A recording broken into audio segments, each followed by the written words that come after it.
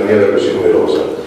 Avete accolto il nostro invito, un invito che abbiamo rivolto a tutti voi per discutere di un tema molto importante, un tema caldo, un tema che fa discutere tantissimo e ancora non ha trovato una soluzione comune: federalismo e mezzogiorno. Stasera con noi sono i nostri ospiti che sicuramente ci daranno delle informazioni tali da poter dirimere qualche dubbio. Noi di questa di base siamo favorevoli al federalismo, poi purtroppo abbiamo delle preoccupazioni. Una delle tante è quella se veramente questo federalismo sarà favorevole alle regioni del sud. Se questo federalismo così spinto dalla Lega non sia solamente una fase propedeutica alla probabile scissione, alla probabile scissione del nord e sud, e che dire altro, questo federalismo spero che sia veramente un federalismo per il partito, così come qualcuno ci ha garantito, che non fa partire le regioni del nord e del sud in maniera... si sente male forse?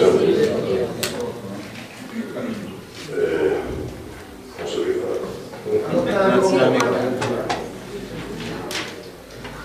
Dicevo, quindi noi siamo per un federalismo che ci garantisca, ci dia garanzie.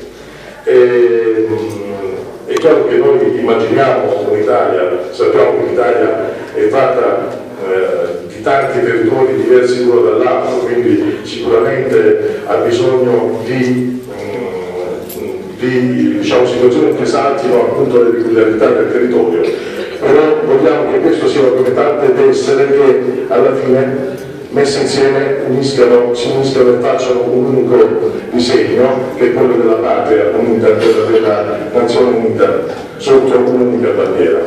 Niente, non sono io il relatore importante questa sera, io sono semplicemente il moderatore, colui che inviterà i signori qui illustri a parlare. Voglio fare subito un ringraziamento affinché poi alla fine non bisogna... ringrazio intanto il senatore Lamia, Domenico Lamia, vicepresidente del Senato,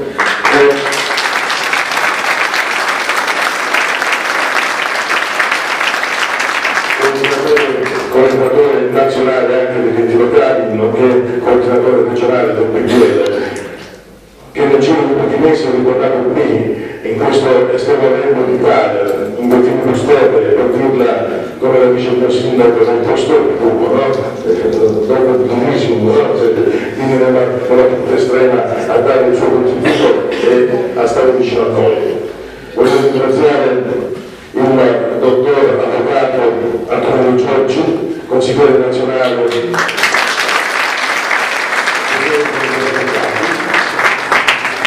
Presidente della Regione Salento, noi ci vediamo se non volevo sbagliare, è auspicabile che diventi Presidente della Regione Salento, anche il dottor Paolo Piccato.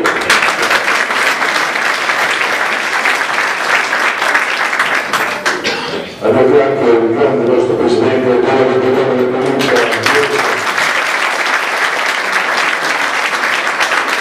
l'assessore provinciale Pasquale Giordani. Allora, scusate se ripeto sempre ringraziare perché non so parlare molto bene, ringrazio i miei due vicepresidenti provinciali, Massimo Caggiura, consigliere del Senato, e il consigliere italiano Luigi Borrino, il coordinatore regionale Colorado, e infine per ultimo ho lasciato il saluto al mio carissimo sindaco. Come per sapere noi siamo qui alla Sicilia per le elezioni amministrative e quindi stiamo affrontando una nuova campagna elettorale. Abbiamo un candidato lui perché pensa rappresentare il nostro comune e auguro veramente a lui e a tutta la nostra amministrazione.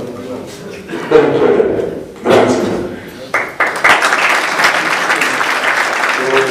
Allora passo la parola all'assessore Pasquale Giordani che deve andare via, quindi un intervento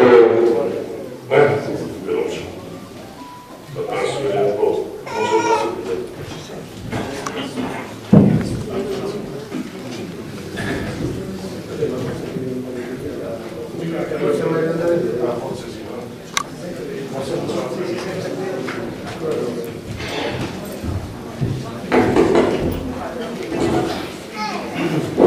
Buonasera a tutti.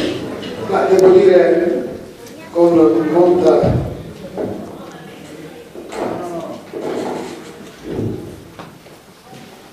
buonasera a tutti. Ringrazio gli invidiosi, ringrazio la mia, con il quale sicuramente ci lega, perché non è la prima volta che ci siamo visti tante battaglie che conduciamo da molti anni, essendo ovviamente non motivo di nasconderlo, di essere un militante da circa 40 anni. Il mio onore di essere qui questa sera lo dico con tantissima personale chiarezza. Ringrazio il mio Presidente Capellone, ringrazio gli amici Paolo Magliato e gli altri, e ringrazio soprattutto gli amici di Casa, con i quali sicuramente non sempre ci siamo trovati in sintonia. Ringrazio ovviamente l'amico di 20 anni, Cagano Napoli, insieme con la Presidente attuale di Giuseppe Scusate l'utilità perché molte volte, ecco, noi, io ricordo nel 70, il primo congresso del Movimento Sociale Italiano che abbiamo fatto prima.